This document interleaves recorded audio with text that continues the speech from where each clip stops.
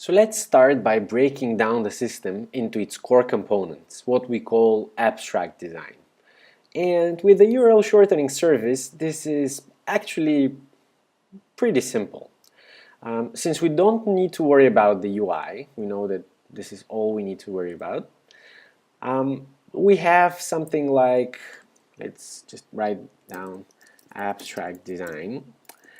And so we have something like, an application service layer that serves the requests, and we have a data storage layer that keeps track of the hash to URL mappings.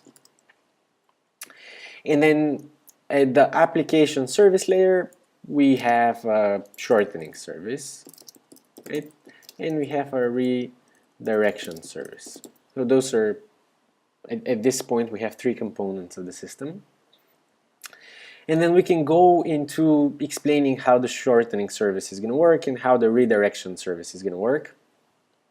The shortening service is going to generate a new hash, check if it's in the data store. If not, it's going to store a new mapping. And if it's already there, it's going to keep generating new hashes until an unused one is found. And then for the custom URLs, it's going to take a hash from the user, check if it's, or a shortened URL, a word from the user, check if it's in the data store. If it's not, again, it's going to store a new mapping and be happy. And if it's already used, it's going to return a message to the user so that they can retry with a new URL. And we can describe those over here, right? We can go into the details of how those work.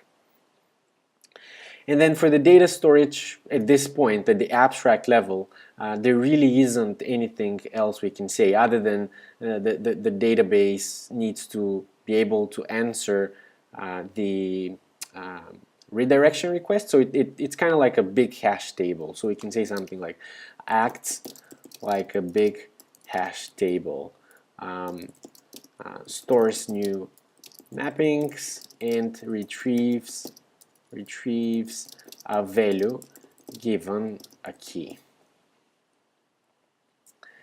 And then obviously both of those, once we go into the specifics, need to be able to handle the amount of data and traffic that we identified in the math section. But basically those four use cases, the first one, the second one are handled, and then the third one, the custom URLs, we already described that that would work with the shortening service, and the high availability we're not there yet. We'll talk about it once we go into scalability. So in terms of basic components, that's pretty much it. Finally, we should define how the hashing would work. And we can stay pretty simple here. There's no reason we do very complicated things. For example, we can apply some well-known hashing algorithms, such as MD5, to the original URL, concatenate it with some random salt string. And then we can convert the result to base 62 and take the first 6 characters, and that will be our hash. So something like, our hashed URL is going to be the MD5 of the original URL plus random salt. Then that would be converted, something like convert to base 62, and then we'll just take the first 6 bytes. And that's going to be our hashed URL.